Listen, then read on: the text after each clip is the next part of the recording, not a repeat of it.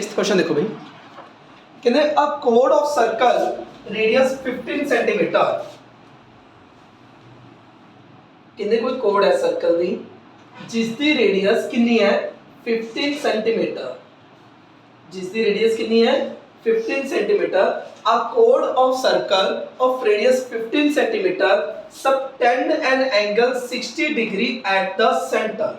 जो कोड है सर्कल दी जिसकी रेडियस कितनी है अपने को 15 सेंटीमीटर, वो कितना एंगल बना रही है 60 degree at the centre. Find the area of the corresponding minor and major segment. सब तो पहले माइनर सेगमेंट का एरिया पता करो, फिर मेजर सेगमेंट का एरिया पता करो। पहले आप माइनर सेगमेंट का एरिया पता करते हैं। Area of minor segment, area of minor segment. Minor segment का एरिया क्या पता करांगे आप। अगर मैं माइनर सेक्टर दे विचों एरिया ऑफ माइनर सेक्टर, अगर माइनर सेक्टर दे एरिया चो एरिया ऑफ माइनर सेक्टर अगर मैं माइनस करदा एरिया ऑफ ट्रायंगल, माइनस करदा एरिया ऑफ ट्रायंगल, तो मेरा एरिया ऑफ माइनर सेगमेंट आ जाऊगा। चेक कर लो। अगर मैंने माइनर सेगमेंट का एरिया पता करना है, अगर मैंने इस पार्ट का एरिया पता करना है, अगर मैं सेक्टर दे एरिया चो इस ट्रायंगल का एरिया माइनस करदा तो इस माइनर सेगमेंट का एरिया ऑब्टेन हो जाऊगा। तो सब तो पहले ਆਪਾਂ ਕਿਹਦੇ एरिया फाइंड करते हैं इस सेक्टर का एरिया।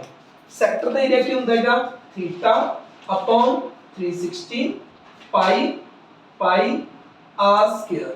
r कितनी है मेरे को 15 into 15 थीटा अपॉन 360 पाई r स्क्वायर। समझ आ गई। वैसे पहला फॉर्मूला लिख दिया करो एंड देन वैल्यू पुट करनी है एक्चुअली। एरिया ऑफ सेक्टर क्या होता है थीटा अपॉन 360 पाई r स्क्वायर ते ट्रायंगल दे एरिया। मैं तुम क्या सी अगर ये 60 डिग्री होवे ता केड़ा एरिया लगाया करो √3/4 a स्क्वायर। केड़ा हुआ √3/4 a स्क्वायर। तो चेक करो कितना आ गया। थीटा कितना अपने को 60 अपॉन 360 पाई 3.14 into r square 15 into 15 minus √3 की value 1.73 upon 4 into a square, मतलब दोनों साइड 15 into 15। दोबारा चेक इस माइनर सेगमेंट एरिया पता करना है।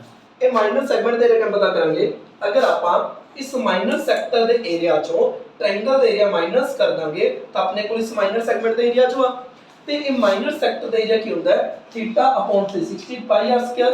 अगर ये एंगल 60 होता है तो इस ट्रायंगल दे एरिया क्या हुआ √3/4 a square and then theta कितना 60 अपॉन 360 पाई कितनी किया 3.14 रेडियस कितनी है 15 into 15 ते इस ट्रायंगल का एरिया √3/4 a स्क्वायर हर एक साइड कितनी है 15 तो 15 into 15। उस तो बाद कई जने सोचेंगे कि ਅਸੀਂ पहला माइनर सेक्टर ਦਾ फाइंड करांगे, फिर ट्रायंगल ਦਾ फाइंड करांगे, फिर माइनस करांगे। बट मैं कहना दोनों सीधा माइनस करो ताकि कॉमन निकाल के इजी हो जाए।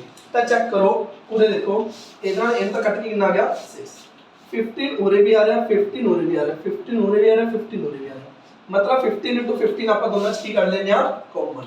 15 into 15 दोनों की कर लेने कॉमन। तो अंदर की बचुआ पूरे बच गया 3.14 अपॉन 6 माइनस पूरे की बच गया 1.73 अपॉन 4। समझ आ गई यार। इन शॉर्ट भावे ये जो पॉइंट है नीचे 100 है, ये पॉइंट है नीचे 100 है 100 मतलब कि पॉइंट नु काट के पूरे 100 है, पॉइंट नु काट के पूरे भी 100 है। ये 100 नु ਆਪਾਂ ਕੀ ਕਰ ਲੈਨੇ ਬਾਹਰ कॉमन ही ਕੱਢ ਲੈਨੇ। ये 100 भी की आ जो बाहर कॉमन ही आ जाओ। समझ आ गई गल। तो उस तो बाद बस कुछ भी नहीं है क्वेश्चन च इनका दा एलसीएम वगैरह ले लो मल्टीप्लाई वगैरह कर दो अपना आंसर आ जाएगा। क्लियर है गल। एलसीएम ले लो देखो कितना जो बाहर 225 अपॉन 100 नीचे 6 से 4 का एलसीएम कितना आ गया 12 पूरे डिवाइड करेंगे 2 मल्टीप्लाई करेंगे 2 4 जाए 2 1 जा 2 2 3 जा 6 इनो डिवाइड करेंगे 3 3 3 9 3 7 जा 21 2 3 1 जा 3 ते 2 5 पूरे देखो क्लियर है। एंड देन की आ गया अपने को 225 अपॉन 100 पूरे माइनस कर दो कितना हुआ 901 अपॉन दे विच कितना हुआ 12 और तक क्लियर है। ठीक है आगे कुछ कटदा है कट दो।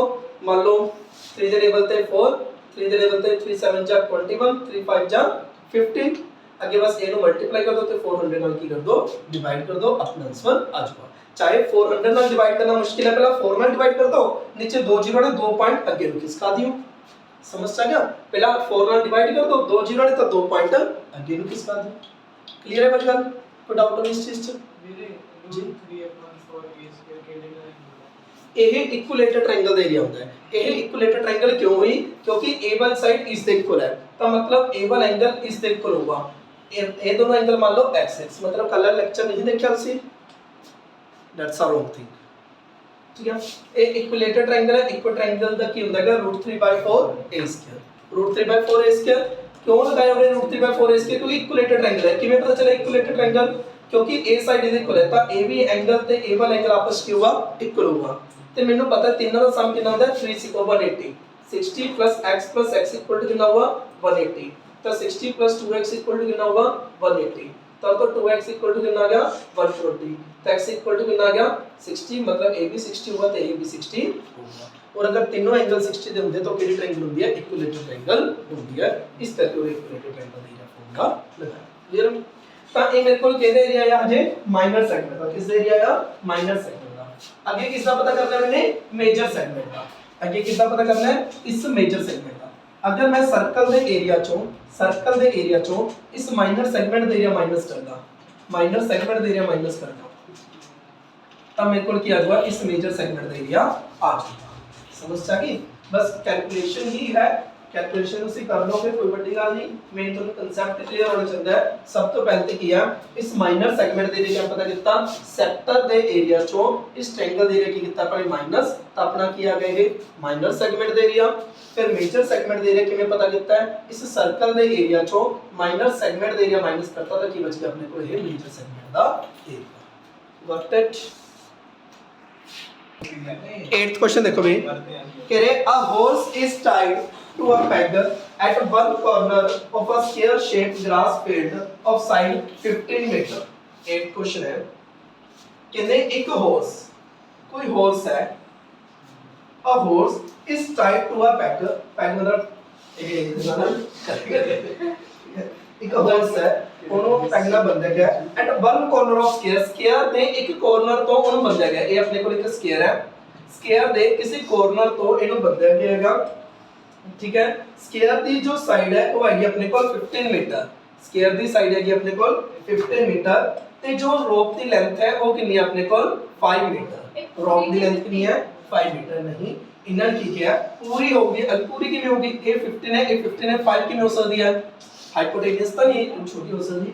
इन्होंने की कहा?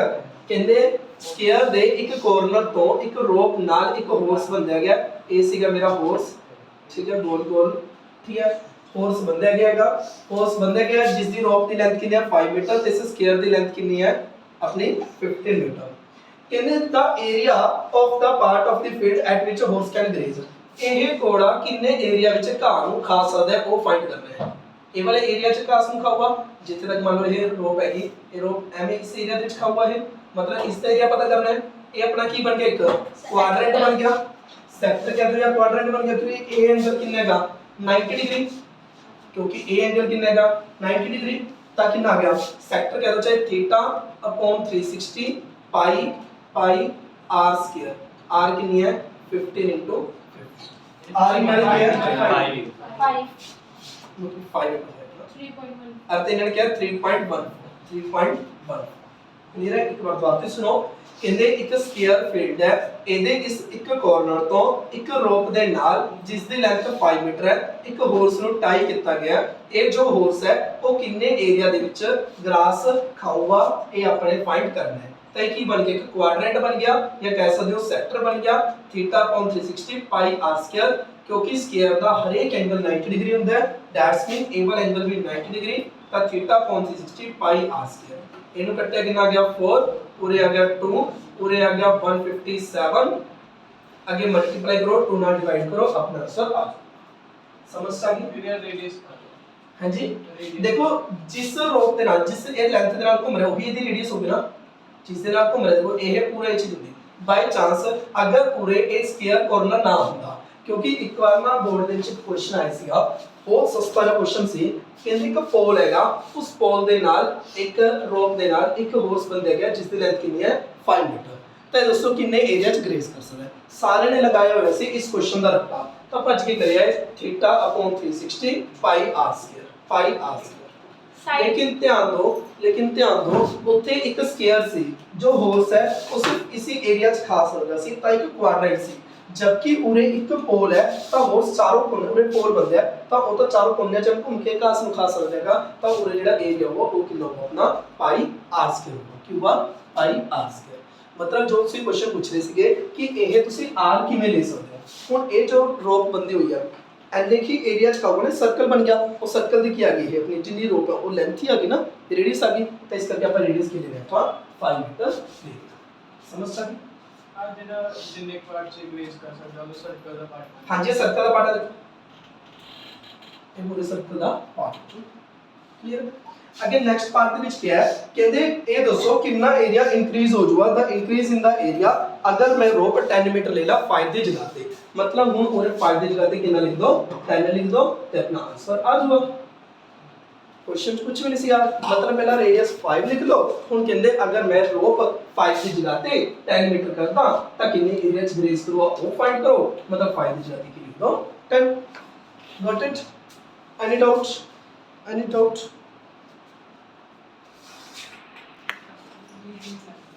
क्वेश्चन देखो भी 9th की कह रहे हैं, कहते a brooch is made with a silver wire in the form of circle। एक brooch है ठीक है, वो सिल्वर वायर का बना हुआ है सर्कल ਦੀ ਫਾਰਮ ਚ, ਐਵੇਂ ਸਿਲਵਰ ਵਾਇਰ ਦਾ ਬਣਿਆ ਹੋਇਆ ਆਫ ਡਾਇਮੀਟਰ 35 ਮਿਲੀਮੀਟਰ। ਇਸ ਦੀ ਜੋ ਡਾਇਮੀਟਰ ਹੈ ਉਹ ਕਿੰਨੀ ਹੈ 35 ਮਿਲੀਮੀਟਰ।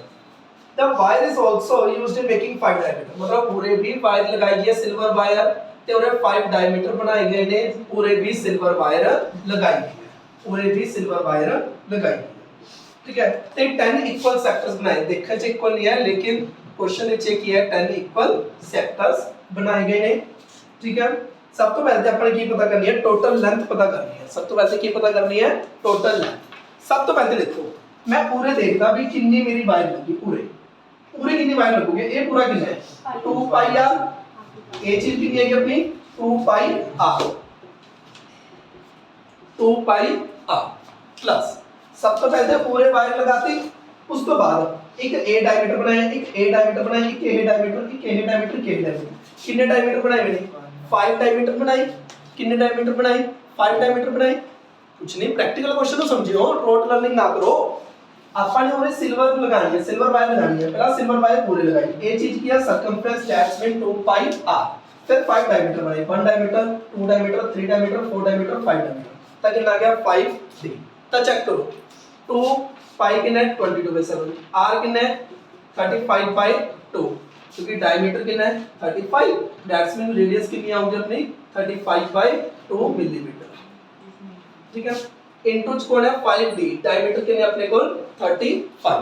अपन टोटल लेंथ फाइंड कर रहे हैं, टोटल लेंथ मतलब जितने जितने अपने वायर यूज की है वो फाइंड कर रहे हैं। सबसे पहले वायर पूरे लगाई 2 पाई r, फिर अपने ये 5 डायमीटर लगाए मतलब 5d, 2 पाई r प्लस 5d। ਇਹਨੂੰ ਇਧਰ ਕੱਟਿਆ ਕਿੰਨਾ ਆ ਗਿਆ 5, ਇਹਨੂੰ ਇਧਰ ਕੱਟਤਾ ਪੂਰੇ ਕਿੰਨਾ ਆ ਗਿਆ 110 प्लस 5 5 जा 25, 2 5 जा 15, 16 17 है ना। पूरे प्लस करेंगे कितना होगा 582 मतलब कितना आ गया 285 मिलीमीटर। कितना आ गया 285 मिलीमीटर। फर्स्ट पार्ट समझ आ गया। फर्स्ट पार्ट से अपन की करना सी ये टोटल लेंथ कितनी यूज हुई है वो अपन फाइंड करनी सी।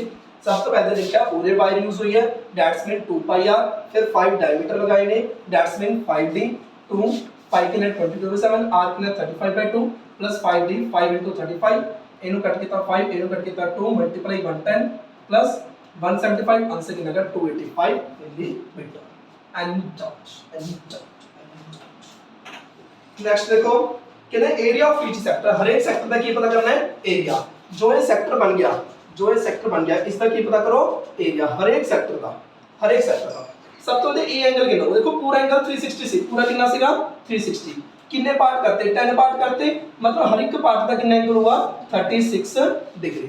हर एक पार्ट का एंगल कितना हुआ 36 डिग्री। एंगल क्लियर है। ਹੁਣ इसका एरिया पता करना है। इसका एरिया कितना हुआ theta upon 360 pi pi pi r square, r square. Got it?